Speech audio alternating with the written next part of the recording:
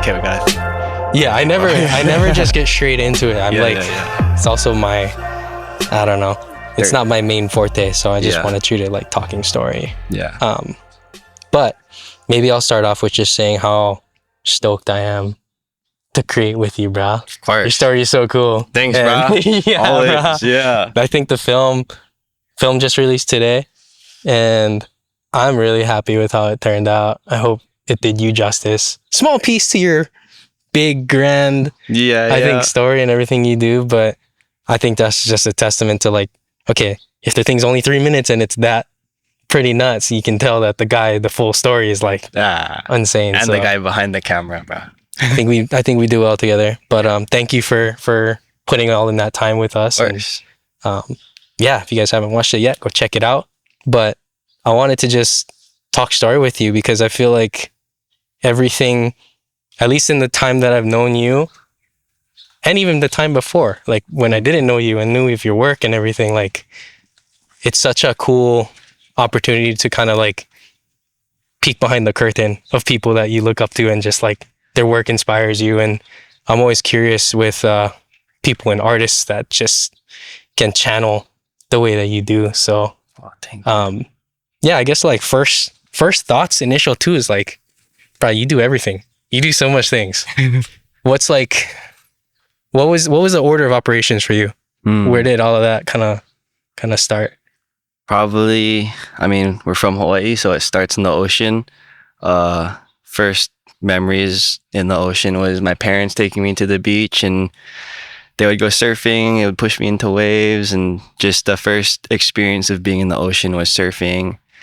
And then, you get older and you branch out in life and you try to think like what you want to do as an individual. And I gravitated towards skateboarding, and that whole like creative way of seeing the world kind of opened me up to, of course, the art side of things and the design and like the looking into the world in a more cryptic way. Like all of a sudden a curb becomes like a little energy portal to like do something, and then eventually found my way back to the ocean and fell in love with surfing again, like early teenage years. And ever since then, I've been occupied with the land and the sea in that way.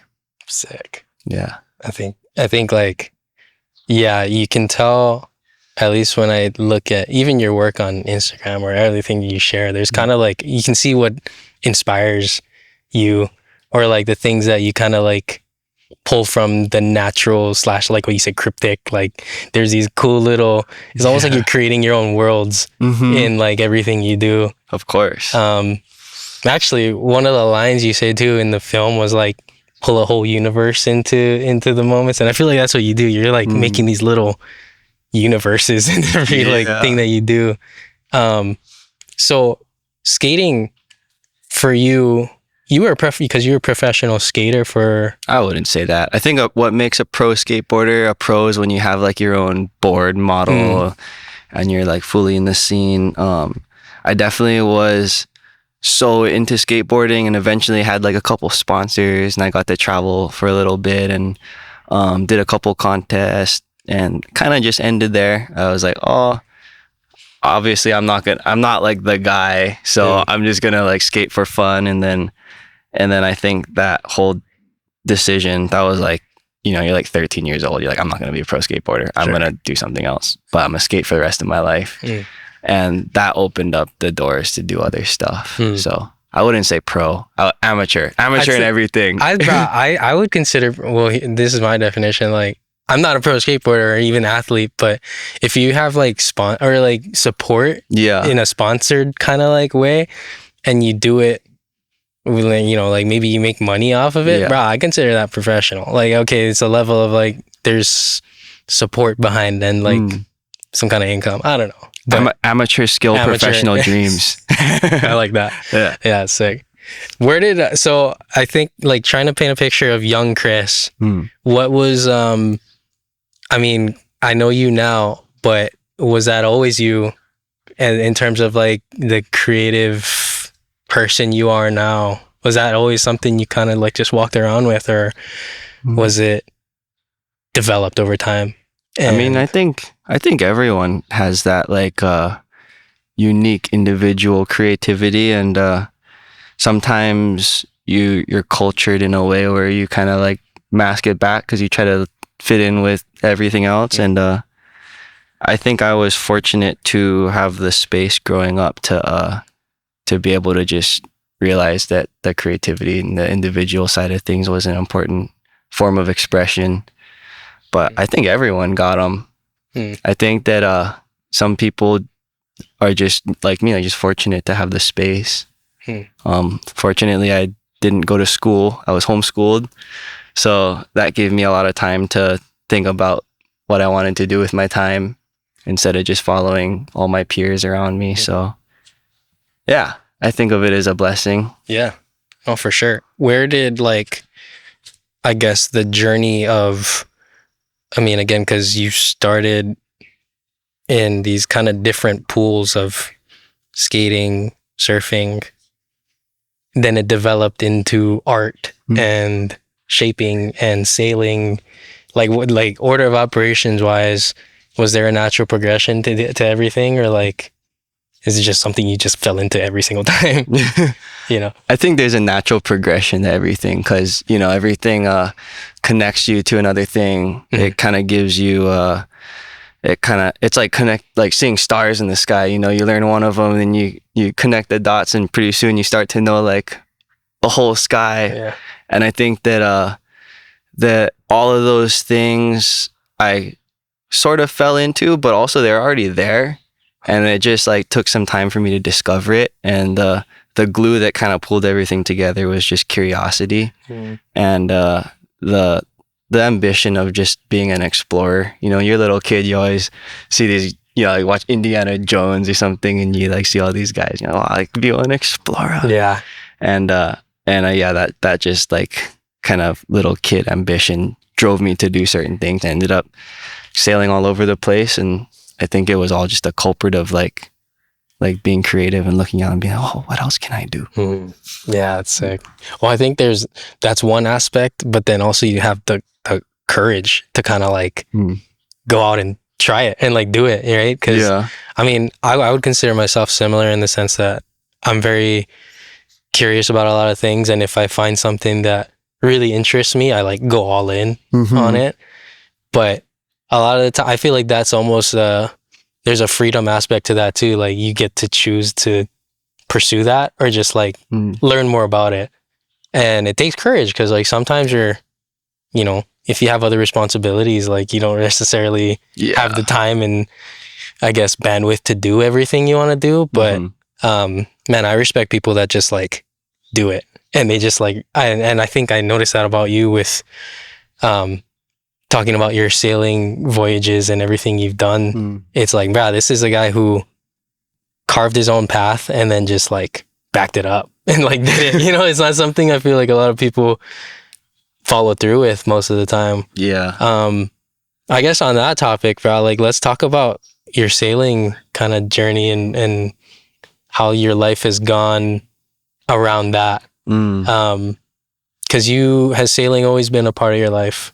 Or have you like, yeah, no way.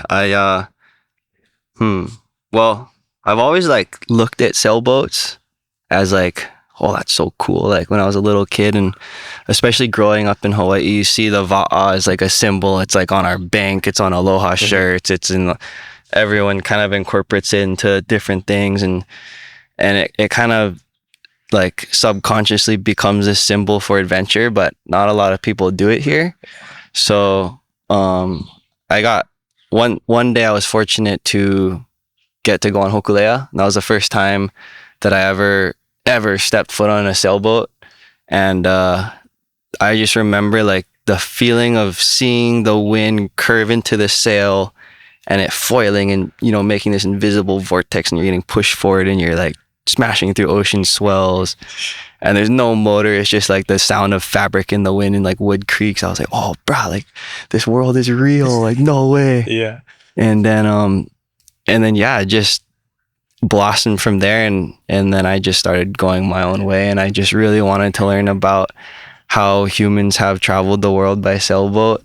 Like, of course, way outside even Hawaii, like all the way back to like the early Chinese, and I reading all kind of books, getting all stoked, and then eventually getting the courage to just send it and go crew on people's boats, and made a bunch of friends, and yeah, it kind of just unfolded. So yeah. How old were you when you like started getting interested? Oh, that was like, wow, it was like 4 years ago. Yeah, it's pretty See, pretty recent. Yeah. Is it so like you think that it has to be? I mean, like, and it is for a lot of people, you know, things that they've spent their life or like lifetime and spent a lot of time into it. But yeah, no, that's even more nuts than 4 years ago.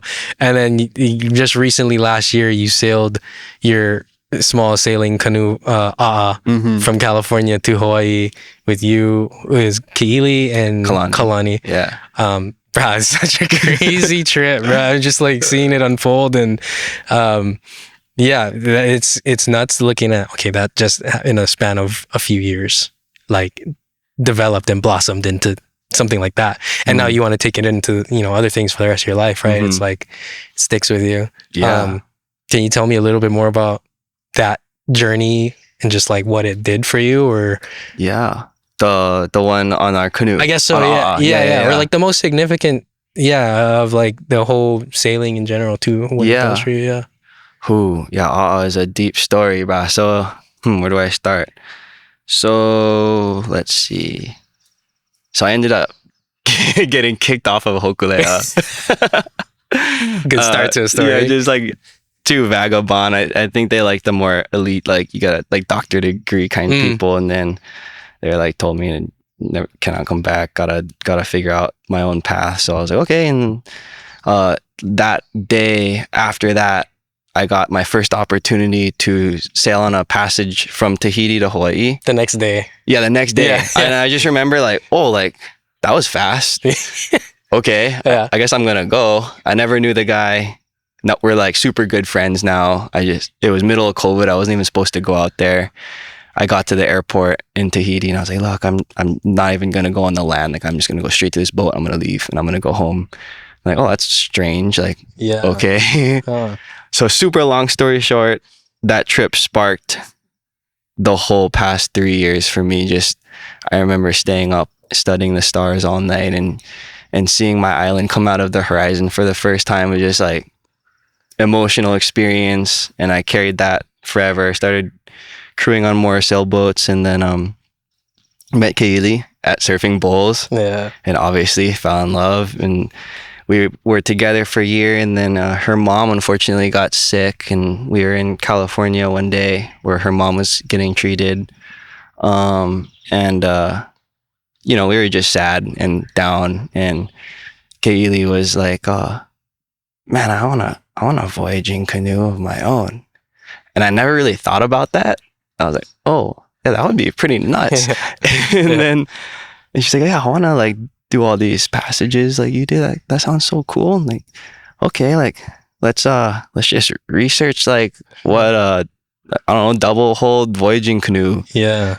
Researched it while we were driving, and on Craigslist, popped up. No way. Next exit away, or a couple exits away from us, like 10-minute drive away from where we were driving. Wow. All the way like in San Diego. And it came at kind of like a turmoil-y part in her life and my life too, and the timing was just so like right now. The guy was like, I'm selling it right now. And he like didn't know anything about Va'akaulua. He was just a catamaran fanatic. And we're like, oh, I guess, okay, it's Okua's timing. Like, okay, we're just gonna get him. And then we got him. Wow. And then super long story short again, a year passes by and it's still sitting in his garage. And we're like, okay, sorry. You know, life happened. And then he was like, okay, you guys got to get us out of here tomorrow. And I never thought I'd be an ocean, like sailboat owner that fast. Yeah. So then we lashed the thing together. I had to fly an Anakala out to help me because I was kind of like, oh, I need help. Yeah. And shout out to Anakala Kiko. Helped me lash it together. We rigged her up, opened her sails, put everything together. Boom, we were sailing. Like, oh, okay, we're on. Then you're like, oh, I got to think about where I'm going to keep this thing. Like, oh, shoot, we're in California. Like, it's so expensive. Yeah. And I ended up miraculously finding the slip that I could afford, and then that began our whole adventures. The two of us are sailing up and down the coast, going to Catalina, just little like trial runs, but also just living life together. You know, she was overcoming grief, and I think it was just a good distraction for her to go out and be a part of the ocean that she came from. And then winter came, and we didn't know what to do with her, and I wasn't ready to sail back yet. So I put her on a trailer, and I paid some guy to keep him in his backyard. Like, I'll be back next summer. Yeah. I'm sorry. Just like, I got to go home, make some money. And then we come back next summer, and then it's on. And like, okay, I'm either spending a bunch of money to put this thing in a shipping container, which is everyone telling me to do that. Yeah. Or I'm going to like just go.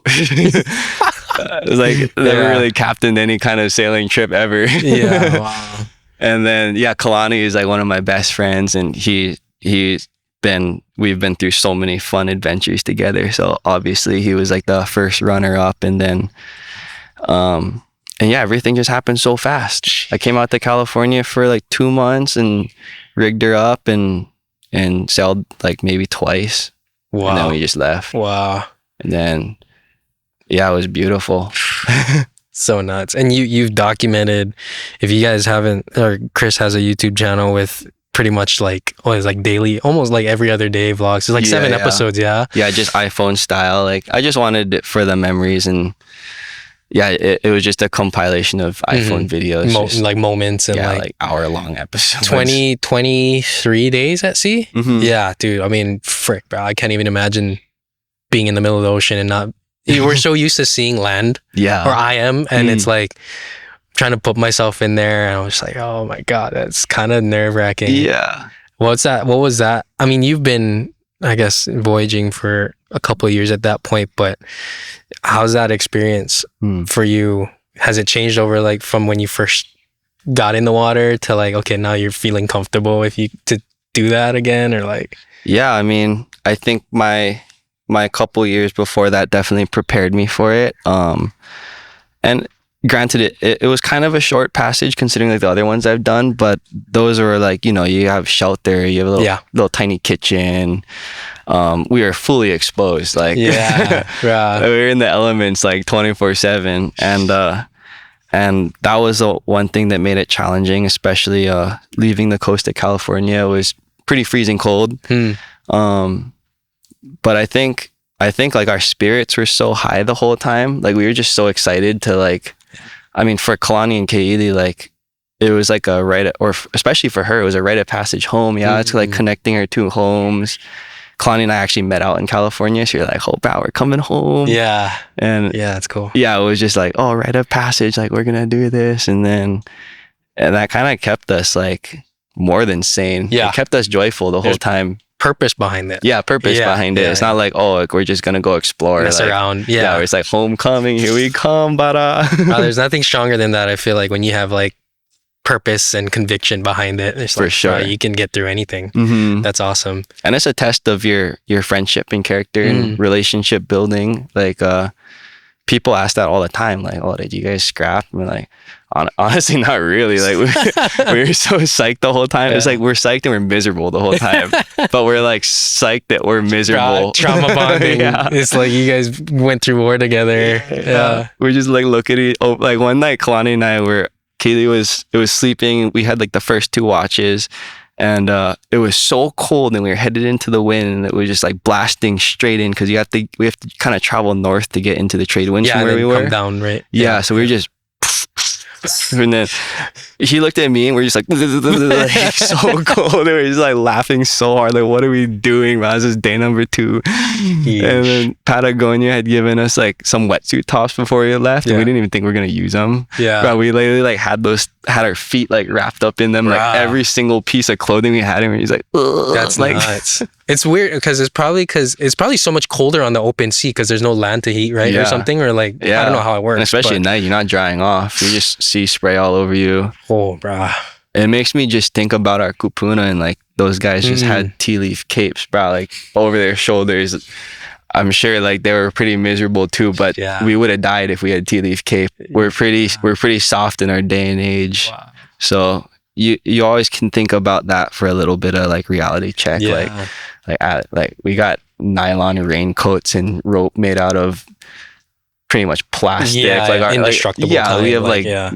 we have like wood that's coated in like oil. Like we're so much more advanced than them, but somehow like we're still like learning how to be like them, the old people who inhabited the Pacific. And I think just trading back those stories with each other during the trip, we're like, miners, right? While we're out here. Yeah. Oh, I guess the next question would be like, do you have, I mean, obviously you grew from it, but what are some like takeaways that like you came out of it with? If you had to think about it. Takeaways. Definitely one thing I was thinking about a lot during the trip and even after was just, again, that like rite of passage. We don't really have that in America or even in Hawaii anymore. Like we used to. Yeah. I think all old cultures used to have some sort of rite of passage that turns you into adulthood or like whatever it may be. And I feel like that moment of seeing home pop up on the horizon after you just see an ocean around you for that long, it's almost just like a little slap on the back. Congratulations, you made it to the next grade in preschool. Wow. You know. Yeah. Yeah, and I think just looking back on it, that was one thing that I kind of think about all the time. Is there's a lot of those moments in life, and I think that feeling of seeing your island pop up on the horizon is all around you all the time. Just like every time you learn something in life, you're like, it's like a little voyage celebration. And I think about our trip all the time, and I relate it to just a lot of little micro accomplishments in life. Yeah. And I think it just makes me a little bit more grateful for being able to have the opportunity to just keep going, like learn new things. Yeah. You can, that's actually where I was going to take it. I was like, bro, because I mean, I'm sure you see things probably so much differently, or it gives you a different perspective on, you know, like you said, there's not a lot of, I guess, things that we do in this age that we experienced, like, or, you know, people before us had to go through. But even from the energy of like, from a creative standpoint, you doing this voyage, like that same energy kind of follows you around, right? Like if you're looking for it. For sure. Which kind of leads me into art for you, and like, I guess creativity in a general sense. Has that like kind of played a hand in your voyaging, sailing journey? And like, I think in our film, I tried to paint the picture of like everything you do kind of follows, like has a similar energy behind it or with it. Yeah. And it's like, okay, how would you, now that you realize, okay, you've done these sailing trips, how does that make you relate with like the art that you do and, you know, the surfing and like shaping and everything now? It all kind of feels like interconnected somehow to you, right? For sure. Yeah. Is there like, honestly, bro, it's all cool. Yeah. Like everything that is made in our earth that's beautiful and abundant and that keeps giving life is not from humans. Like it comes from the divine. And when you start to see that, I think that you start to relate anything creative is interconnected, especially in sailing. You, I mean, in the old style way, you know, you rely on the sun and the stars and the moon and the swells and the sea spray and all these little clues like telling you where to direct your vessel or how to do something on your vessel, or, oh shit, I gotta fix something because it's broken, I'm gonna sink. Like, and it all just comes from nature. Like we're just completely at the mercy, you know? And I started to see that in my art.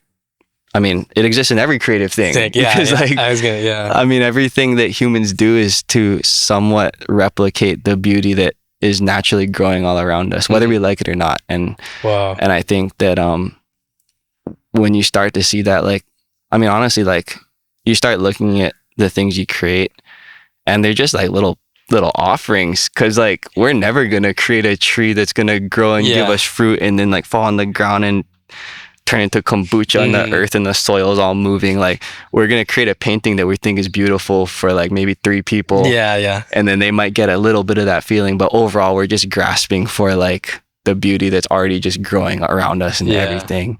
And I feel like voyaging is a big encapsulation of all that, because you're in it. Like, it's everywhere.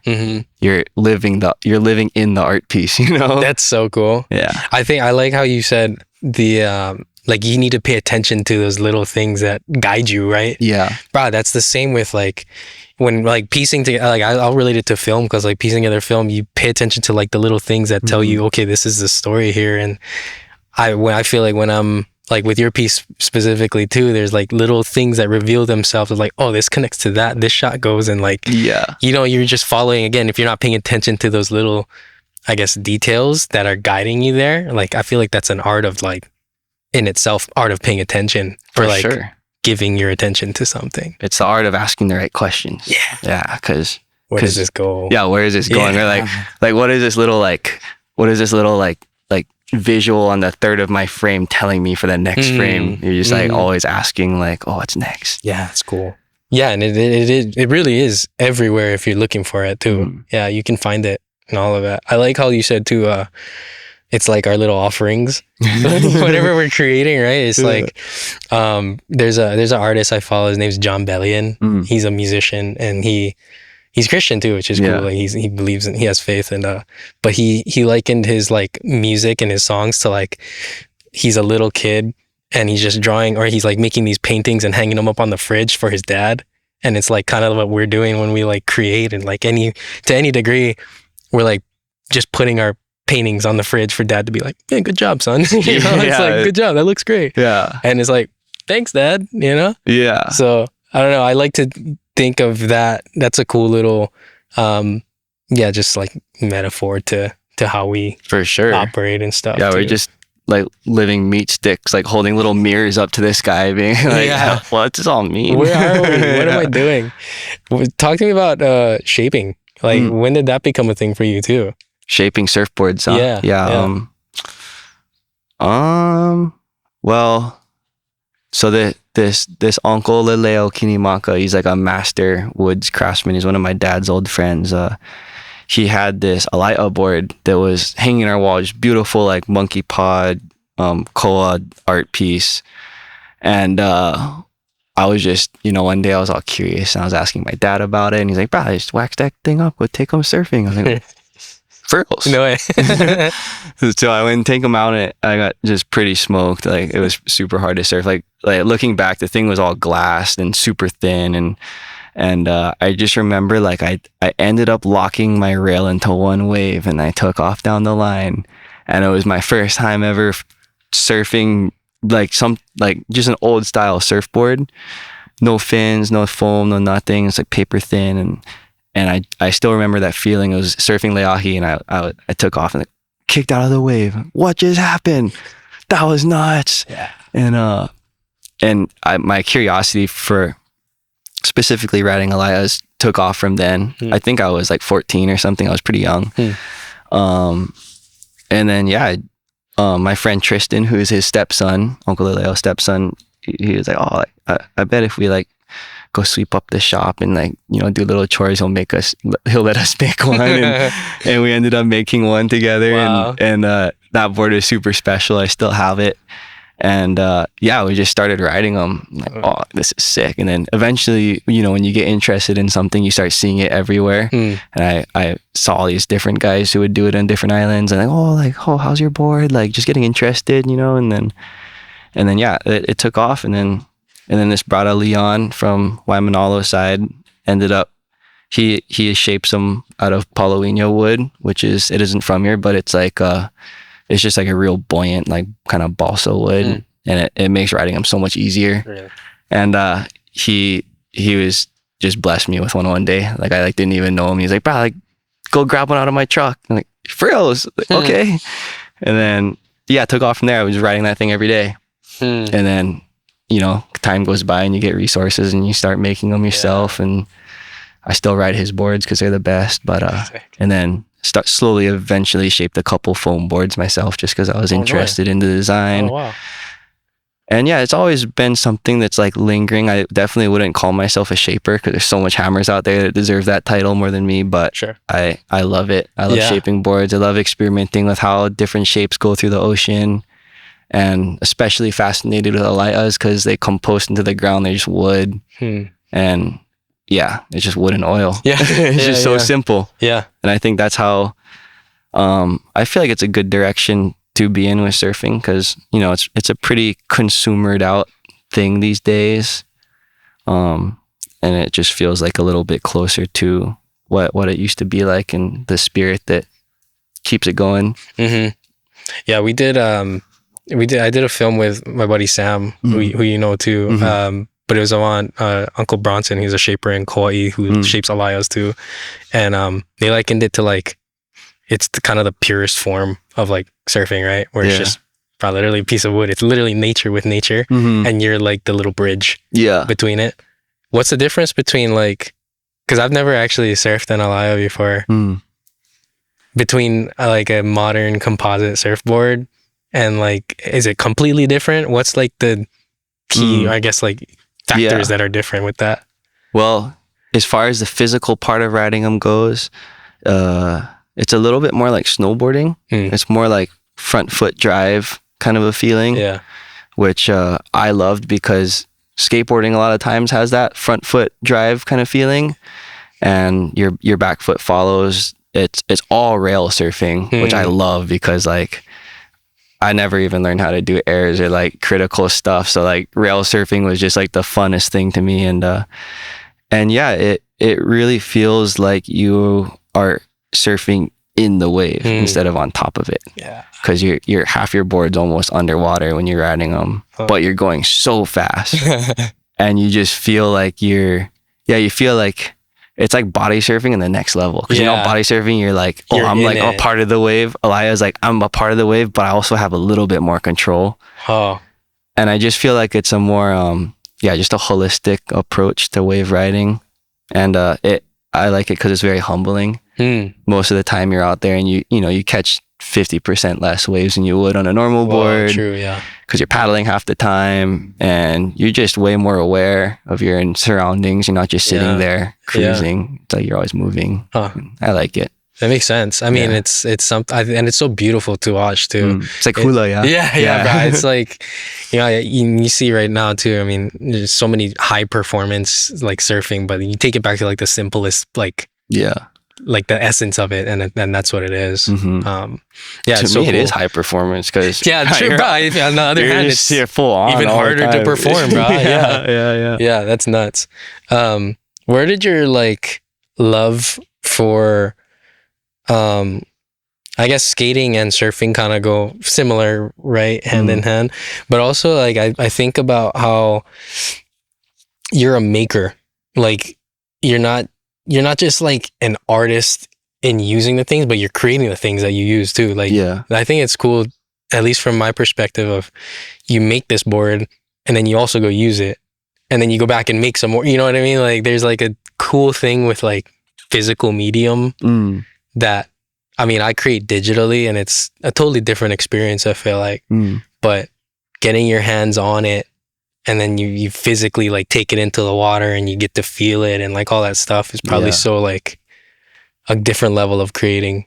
I think it's important to have a relationship with the things you use. And obviously making them, you have a good relationship with it because you're there from the conception. But I just love to be hands-on. And I would say that I'm like, bro, I'm nothing. I have so many craftsmen I look up to that. I mean, I have friends that make like a lot of the things they use. I mean, from their bowls to their freaking anything. Like, I don't know. Like, true. I'm a small kind craftsman. I just like, I have ambition. It's cool.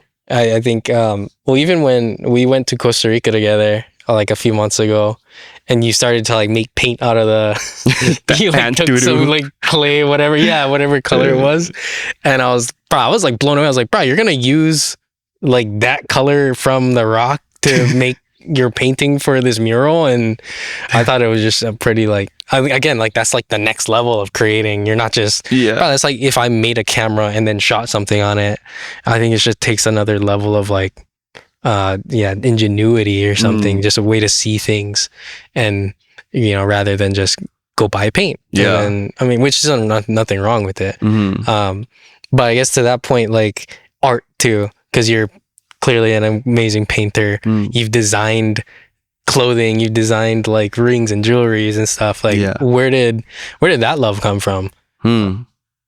I think that was still the same love. Whatchamacall? Yeah, that was the same love that was just being a little kid in my notebook. Like, I think just the whole idea of seeing or having an idea and then like doodling it and it making the steps to make it come to life. It's always been there, and you just learn more things in life, and it allows you more opportunity to do stuff. I mean, I was like, I remember being a little grom, just spray painting on shoes and sharpening them, like thinking that was cool. And then, you learn little tricks later in life, like, oh, you can screen print, or oh, you can you can use other resources, and that's where it comes from. I'm still learning. Yeah, fair. Did you like be a seamstress one day? Like I don't know. I don't know. Just making stuff is super fun to me. Yeah. I just learned how to sew. I don't know how to sew. Oh, shit. I just started learning how to sew. Yeah. And now that's opening up all kind of doors. Like, oh, you can like make your own pants, or I don't know. Like, that's cool. Yeah, I think. Well, I think what stops a lot of people, and especially why I respect you, is like I feel like if you've had an interest in something, like literally, you just go do it, or you learn how to do it. Curiosity like takes you there. I'll speak personally here because like I feel like there's a lot of times where I get kind of afraid to do that kind of stuff, or like there's a sense of like if I don't I don't want to do it because of I feel like I might get judged for it or something.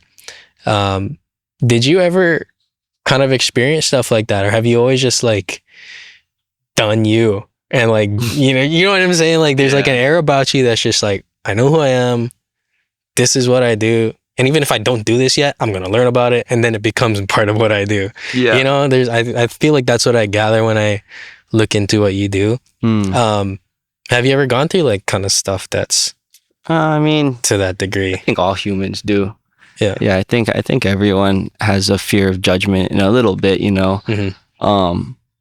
I mean, I think my fear, my creativity fear, I guess you can call it, comes from a lot of things. Sometimes, or a lot of times, it's imposter syndrome. Like if I like want to do something, I'm like, oh, I better like actually learn how to do this thing. Sure. Like, but I feel like the fear of being judged for trying isn't as big as a fear of being like falling short, like being like, oh, like I actually didn't learn that, but I almost did. So sometimes I just get obsessed with things. Like if I'm learning how to do something, I'll spend like a whole day until I at least feel decently confident. Yeah. And then, I don't know. I don't even know if people probably judge me all the time. Like, I don't know. Yeah, everyone always judges everyone. I mean, I judge myself. I'm scared to do this kind of stuff. Yeah, same here. I've never done this. Like, yeah, I don't know what kind of fear it is, but everyone has fear.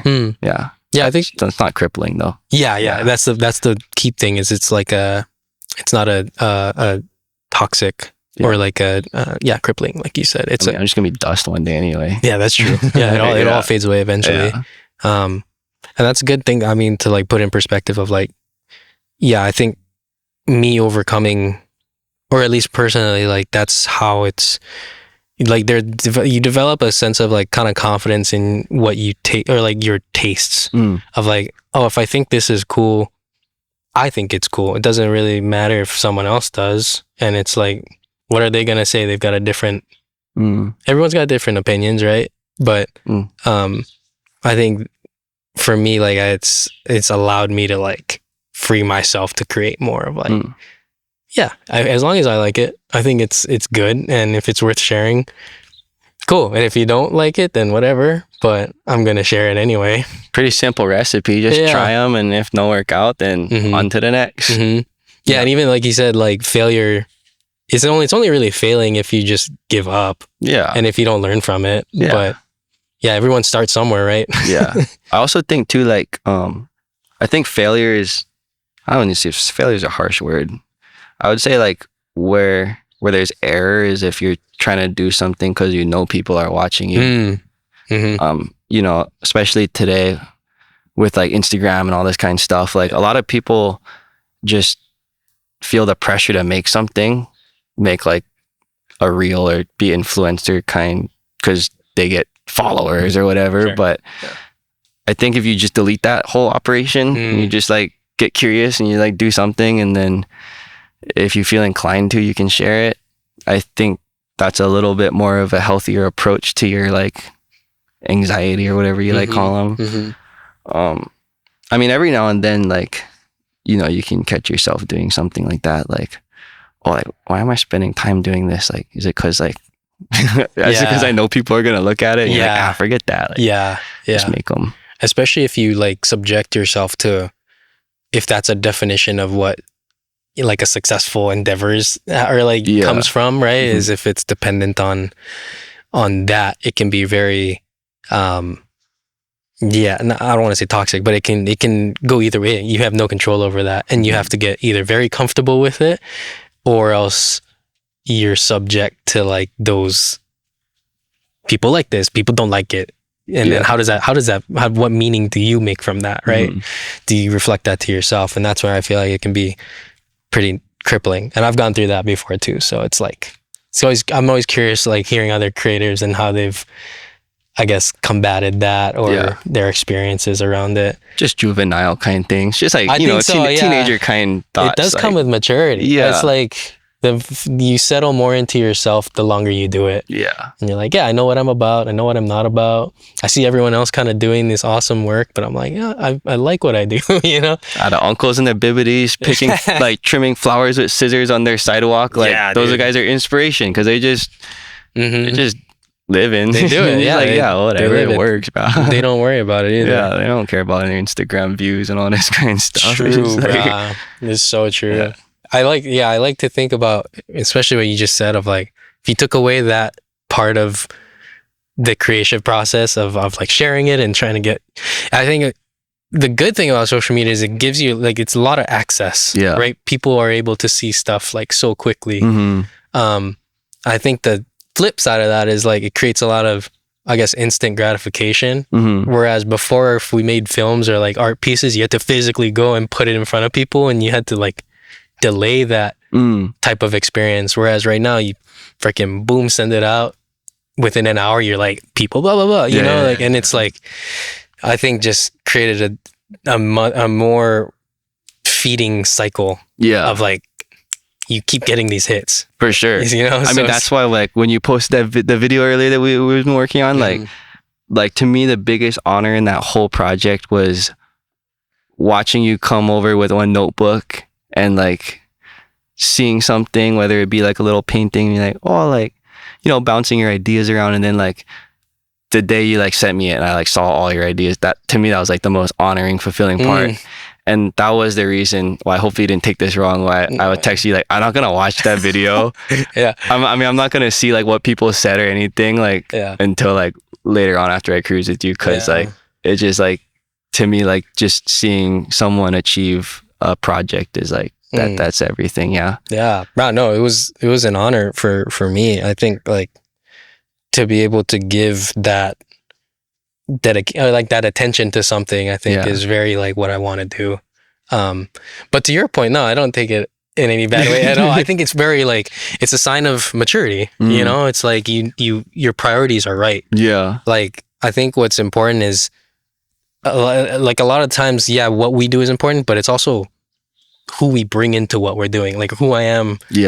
Because of this video and what meaning I do. Like, we could totally take it as like, oh, this is the sickest thing we've ever made.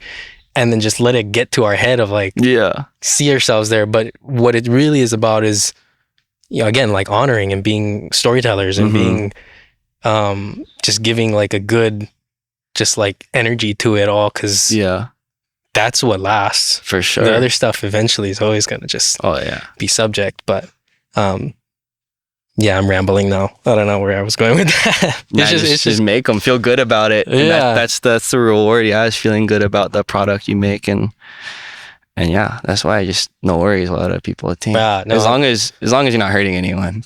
I think so. Yeah. As long as you're not doing something super profanity. I don't even know the word. Profane. No, that's I think that's a right word. I don't know. I don't know. But yeah, if it's loving to others and it's loving to God, that's the best pathway. I feel like the biggest purpose too, especially even like you can take that to your art, bro. Like you're honoring in that way. It's glorifying and like, you know, it's providing more beauty into the world. I'm stoked that we got to make something really cool together. Yeah. That process was fun too. And I'm glad you brought that up of like coming over with a notebook and like just like sitting down and talking story. Cause like that's how all of these start. For sure. You know, little thoughts and ideas of like, what could this be? And bro, we could take this, like, it's just a whole open field or like everything's an option. How do we zone in on these things? And to the people listening to this, I put this guy through a lot. No, he was like, didn't. No. He was like, bro, 3 days of filming. I made him sleep out on the ocean with me. Like, I made him sleep on the deck of the canoe. No, that was adventures, bro. Like, gotta feel the experience. Yeah. Gotta feel the mana. I think that's good. Well, like, bro, I couldn't have gone any better, honestly. Like, even for, we put a lot into it. It was like probably a week's worth of combined footing or shooting over, like a couple months at least. And just sporadic, you know, because again, it was like in between when we could and on our schedules combined. But, bro, I think those are the funnest things where we can come out of it with more memories of like, okay, this was super fun. Remember that time we went to Costa Rica and we went to like, you know, we went to go surf in freaking middle of nowhere, Costa Rica. And then we spent the night on a sandbar, you freaking legs up on the middle beam of your thing. Just my like, back was so bust after that. Sleeping like this for 8 hours. And it's like, stuff like that sticks with us. And that's what's important. I think that's what's really cool. Gotta live the story that you tell. I like that. True that. I like that. You cannot like make stuff up. Yeah. Gotta be authentic. Yeah, fair. What's up next for you? What's like, what are you doing next? Well, I'm working on a little film, which you know about, I told you about before. It's a little culmination of the footage I've shot through my past travels on the ocean. And, you know, trying to make something that encapsulates my journey of learning how to sail to eventually coming home and having more meaning to coming home, to homecoming film. So I hope to finish that in the next couple months. And my overall goal would be to be able to sail it around the islands, just to like, you know, finish my project and continue adventuring around, and to be able to share the experience with other people. I know there's a lot of people out there that wanted to go sailing on A'a too, and to be able to show a little project and welcome other people to the adventure and keep going. That's just near goals. Yeah, sick. Yeah. So more sailing in your future. Well, I can. Yeah. That's true. Well, I can. Yeah, well, I can. That's cool. What I guess this is like this might take more thought, but if you had any advice for like, I don't know, what are like some of the key philosophies, I think, that how you see life? I know that's a kind of deeper question, but I feel like you're the guy to ask for that. I feel, because again, like everything I've just spending time with you, I'm like, wow, this guy operates different, you know? Okay, give me a category to bounce off of. Let's go with something like philosophies everywhere. Creativity. Yeah. I think the main goal is just to be open just to new things coming. I feel like anytime I've kind of gave myself space to just do nothing, some of the best things came through. I actually think that's a Winnie the Pooh line. Really? I'm not too sure, but yeah, just wisdom, bro. Winnie the Pooh. Yeah, Winnie the Pooh. Just giving yourself space. I've been learning that a lot. Especially just like you know, you pile so much on in this day trying to hustle and pay rent and do all this stuff. But yeah, to me, like the one thing I'm learning right now is just giving myself more space to operate. And that's been helping a lot. Like everything, you just need room to breathe. And I think in that space, you start to see more, just more blessings around you. That's good. Like, I can breathe and smell the flowers on the side of the road. That's true, man. I don't know, just cliche kind things, but it's so true. No, it's super true. Because I think your mind's not occupied, distracted by. People say boredom. I don't think you actually get bored. Boredom, it's been taken negative, right? I think being bored is kind of a good thing. Because you shouldn't know what you're doing all the time. You should like have some sort of like space to be like, I like learn something. Well, this might be a weird thing, but purposeful boredom, is that a thing? Like, okay, there's a reason behind your boredness. Like you said, if there's space, rather than someone who's like, if they're bored because they're not feeling dopamine in their brain, right? But like a boredom of like, hey, I'm gonna make space so that something else can come in. I guess that's maybe more of a healthy thing, maybe. I mean, I have like one of my good brothers the other day, we were doing like making coconut milk or something, and you're just sitting there grinding a coconut, and he's always one of those guys that's so purposeful, and it's inspiring how intentional he is behind everything. And you're just like, bro, no need to get all nuts, just take your time. And then you just do that, and you're just like, oh, this is like a real special experience. I'm like making something sustaining for my body from a tree, from the earth. And you don't kind of have those thoughts if you're just jamming through stuff, Yeah, no, that's true. I guess in another sense too, of like, you get what you put into it, right? Like if you can make meaning out of anything you do. And if the meaning you give something is just like, this isn't important and I'm just doing this so I can get rid of it and do what I want to do, then you're probably not going to have fun doing that thing. But if you give what you're doing meaning or behind it, or like, oh no, I'm going to spend some time and I'm going to, sustain my body. I'm doing something healthy, or like you think about it that way. It's like, you're always creating, like in every moment. Like nothing's ordinary. That too. Everything's just extravagant. You can find those things in everything. Which leads me, I guess, to another thing. This is like another little high thought I've had before, but like, if you think about in any moment, like, okay, what am I creating because I'm doing this? You can totally lead your life in a totally different direction, rather than people just like unintentionally going through life without any like kind of like direction, or just like going with the flow, which isn't always bad, but you wind up in a place that you never intended to be, because you didn't realize by like not doing that thing, or by doing this instead of that, you've created for yourself this problem now, or you've created like a, something that you didn't intend to happen. And some things like, right, they happen no matter what, but you also, I've been applying that to like even the thoughts that I have of like, okay, what am I making in my life more by seeing it this way? So I guess this happened to me, but I'm not going to take it that way because I don't want to create more of that. Just dancing with your mistakes. And it's, exactly. That's a good way to see it. It's like, you can turn it into anything you wanted to turn it into, I guess. One night on our sailing trip, so Patagonia gave us their like Patagonia provisions, their little the food path. It's like organic camping food kind of thing. And we had the sardines. And I opened the bugger and the olive oil dripped all over the deck, and I was like, oh shoot, bummers. We don't really have anything to wash that off. And then I got all over my hands, and then I had it rigged up this like autopilot thing with like this bungee cord and a paracord. It's this thing called sheet the tiller. So if there's any sailors watching this, I highly suggest you learn it.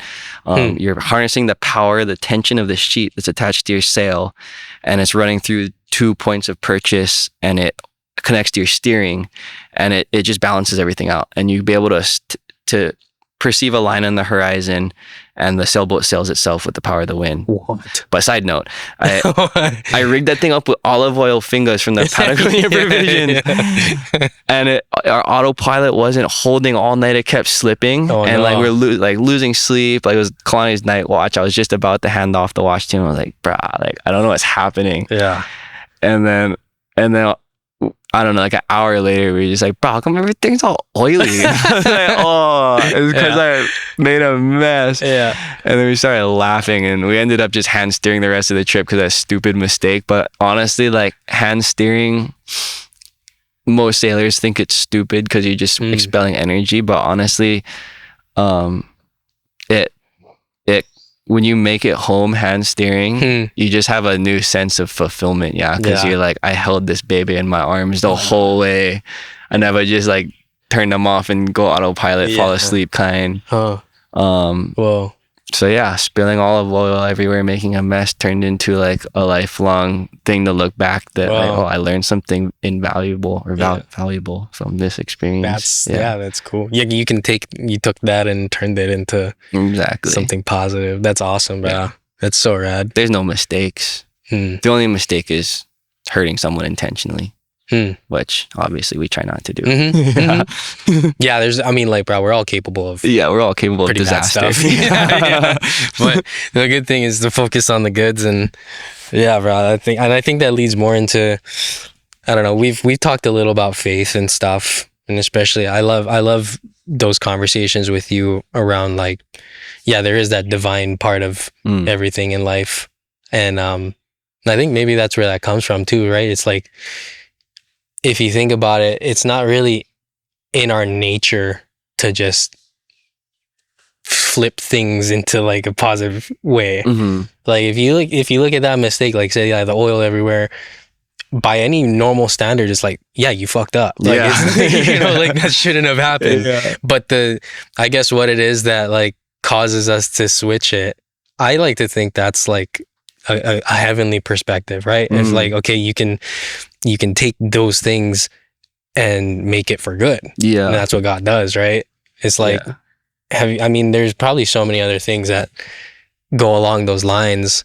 But how does faith for you kind of like play into the stuff that you do? Well, I just think that every time I've fully trusted myself in something, I find ways to blame myself and I blow it, and maybe sometimes if you leave things up to Akua and you think, instead of, like, why didn't I do that? You're like, oh, maybe I kind of like went the wrong direction because I'm supposed to be learning something. And obviously you cannot look to the sky and ask a question and expect to receive an answer, which I think is the beautiful thing about, faith is that, you kind of just have to let your request be known. You look up to heaven and you're like, all right, ready for learn what comes next. And there's no one to argue with, like if you consider yourself the pinnacle of the whole universe, then I feel like you're constantly going to be in a debate, and like your inner dialogue is always going to be trying to get louder. Wow. But what's beautiful about faith, as you say, is just like, it's more silence, and you kind of got to learn to just breathe in the silence and be like, okay, if I don't get them, at least Akua get them. You're also like, you're not really just giving it up to nothing. You also like, you remember, okay, when I let go, it's like you're falling into the arms of someone who loves you and like cares about you. So from that sense, it's like, if you figure, he's got your back, then you have a little bit more room to be like, I know I'm going to mess up, but it's not always on me. And that's like freeing in a lot of times, I feel like, at least for me in my life too, like that's something, the freedom to do things and fail, but we're not throwing away the consequences. No, not at all. We live in cause and effect. Like you do this, that's what happens. Yeah, it's important to know when you blow it and to be responsible for it. And 100%. I feel like I'm always learning that because I make choke little errors everywhere. But we all do, bro. Yeah. Same here. And it's like, you're not free of the consequences of your actions. But at any point you can turn around and learn from it and Yeah, like yeah. make a new path forward. So yeah, that's good stuff, bro. Well, I don't want it to rain on us. I feel like I felt a little bit of drizzles earlier. I think 30% chance going rain because look, the cloud going that way. But I don't know. You're able to read everything though too. 2%. Yeah, I can read 2%. Yeah. That's all we can read. I mean, yeah, you never know. Yeah. Nature will find a way to squish us. Humble you. Yeah, bro. That's true. That's why when people ask me like, oh, you can read the stars pretty good. Like you've done lots of sailing trips. Yeah, like you get them. Like honestly, like I'm just gonna tell you right now, like I'm about the same level as you, cause like. Because like anyone that thinks they know something, they don't know anything when the time comes, when judgment day comes, bro. The freaking squall's going squish you. True. Yeah. Yeah, that's fair. Yeah, then the second you think you're like ready. Yeah, you think you're a hammer, you become a nail. That's true. It's funny. Well, bro, it's been such a pleasure chatting, bro. Thank you for your time. Likewise. I'm looking forward to the film that you put out. I'm looking forward to all your future journeys, navigations. Keep them going as long as can. Yeah, bro. It's so inspiring, and I'm sure you're inspiring so many people too, bro. It's awesome. It's a pleasure to have created with you. Thanks again for taking the time. You're the man. You're the man. Yes. Yeah, yes. Let's go train jiu-jitsu now. Oh, not a student. Yeah. Always student. Yeah.